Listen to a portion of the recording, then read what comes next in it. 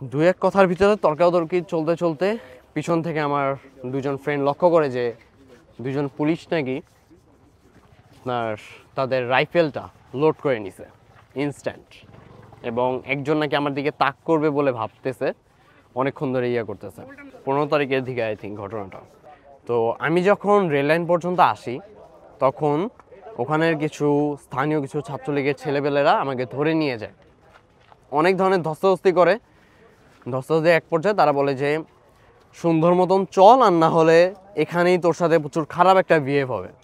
আমি বলতেছি যে ভাইয়া আমি তো কিছু করিনি, আমাকে কেন? আমি বলতেছি যে আমি তো নর্মালি বের হচ্ছিলাম। এখন বলছি যে তুই যাবি কি না এটা বল।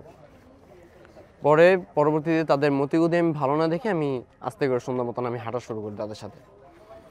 হাঁটতে হাঁটতে এক পর্যায়ে তারা আমাকে বংশালে, যখন বংশাল কি ওটা আপনার বনগ্রাম পড়ছে আমি সঠিক বলতে পারতেছি না, ওয়ারির সাইডে পড়ছে আমি এতটুকু শিওর। তো ওখানে আপনার একটা হোটেলের মতন, মানে পুরান একটা বাড়ির ভিতরে আমাকে একটা রুমের মধ্যে নিয়ে যায়। রুমের মধ্যে যখন নিয়ে যায় আমি তখন বুঝতে পারি যে হয়তো বা আমার সাথে কোনো খারাপ একটা কিছু হবে বা আমাকে মারধর করে আমাকে ছেড়ে দিবে। কিন্তু এভাবে মারবে আমি তখন বুঝতে পারিনি। তারা আমার জন্য 3 বোতল কড়কড়া ঠান্ডা পানি আনছে। তখন আমি বুঝতে পারিনি, আমি ঠান্ডা পানিগুলো এনে তারা নিজেদের হাতে রাখছে।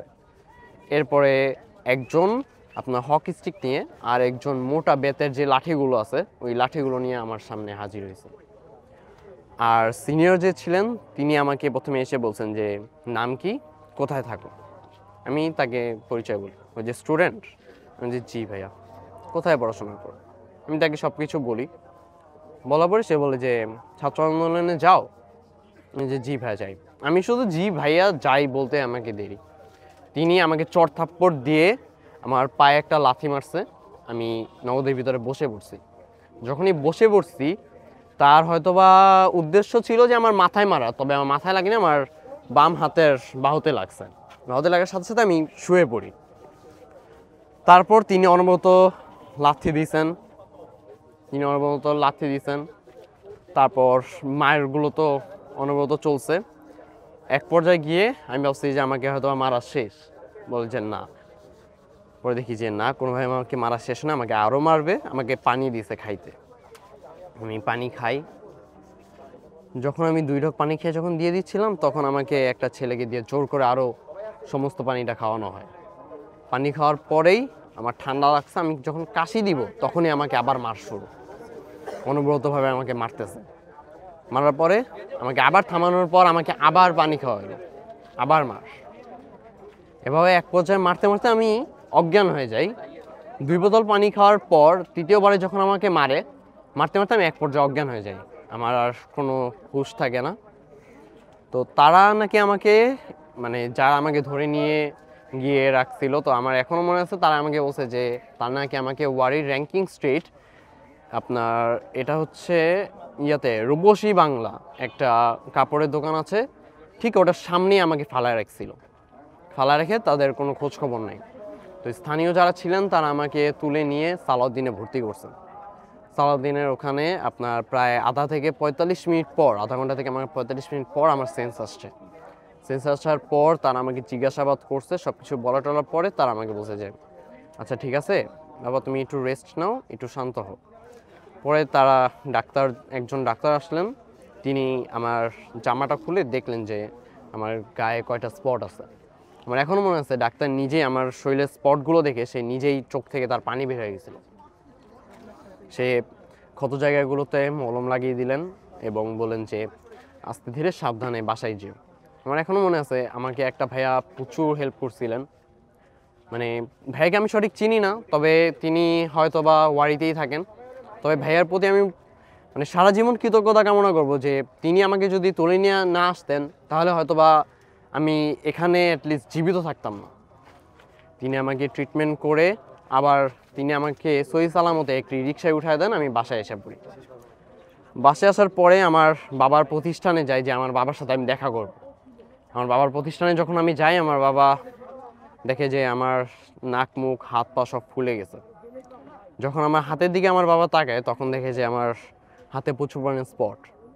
পরে আব্বু বলছে যে কোথাও কি কিছু হয়েছে, আমি বলছি যে না বাবা তেমন কিছু হয়নি। আমার বাবা বুঝতে পারছে। তখনই আব্বু যখন আমার পাঞ্জাবিটা আরও উঠাচ্ছিলেন তখন দেখতেছেন যে আমার স্পট কমতেছে না, স্পট শুধু বাড়তেছে।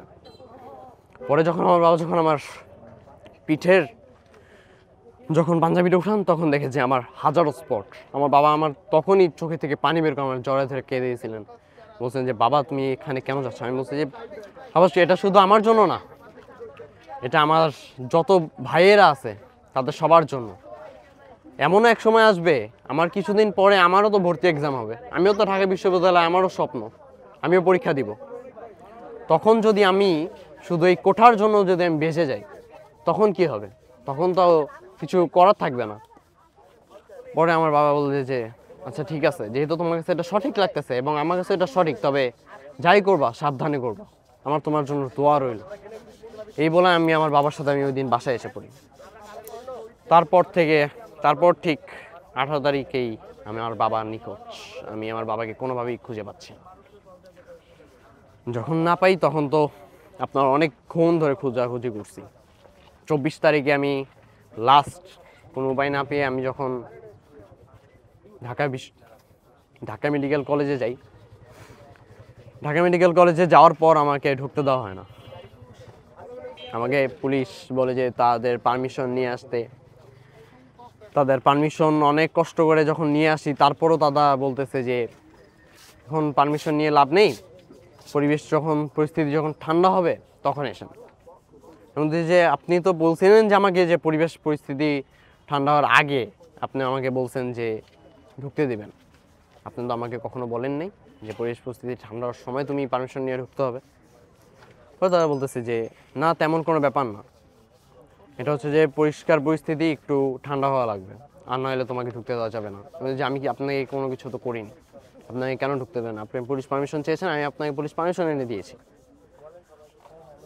দু এক কথার ভিতরে তর্কাতর্কি চলতে চলতে পিছন থেকে আমার দুজন ফ্রেন্ড লক্ষ্য করে যে দুজন পুলিশ নাকি আপনার তাদের রাইফেলটা লোড করে নিছে ইনস্ট্যান্ট, এবং একজন নাকি আমার দিকে তাক করবে বলে ভাবতেছে, অনেকক্ষণ ধরে করতেছে। তো এক পর্যায়ে গিয়ে আমার ফ্রেন্ডরা যখন বুঝতে পারে যে এখানে যদি আমরা থাকি সেক্ষেত্রে আমাদের ভেজাল হবে, কারণ আমরা মাত্র সংখ্যায় ছিলাম 3 জন, আমি এবং আমার দুজন ফ্রেন্ড, এছাড়া আর কেউ ছিলেন না। তো যখন আমরা বের হয়ে আসি তখন আমার ফ্রেন্ডরা বলতেছিল যে মামা এখানে প্রচুর পরিমাণে ঝামেলা হবে, কেন জানি মনে হচ্ছে। আমি বলছি যে ঝামেলা হোক বা না হোক আমি এখানে ঢুকবো, আমি যেভাবে হোক আমার বাবাকে আমি দেখবো, আমার বাবা আছে কি নাই। ইভেন সে বলতেছে যে লাশ হয়তো বা আছে। এখন লাশের খবর সে কিভাবে জানে? আমার মনে যেটা কোশ্চেন ছিল যে লাশের খবর তো তার জানার কথা না, আমার বাবা তো এখানে ট্রিটমেন্ট অবস্থাও থাকতে পারতো। আমার অনেক স্টুডেন্টরা আছে এবং অনেক আমার ভাইয়েরা আছে যারা ট্রিটমেন্ট অবস্থায় ভিতরে ছিলেন, তাদের তো লাশের তো কোনো কোশ্চেন আসে না। পরবর্তীতে আমার ফ্রেন্ডরা যখন টেনে হিচড়ে আমাকে নিয়ে আসে তখন আমি সুন্দর মতন চলে আসি, কারণ সবাই বলতেছে যে পরিস্থিতি খারাপ, যে কোনো সময় আমার উপরে কোনো না কোনোভাবে আক্রমণ হতে পারে, তখন আমরা ফেঁসে যেতে পারি।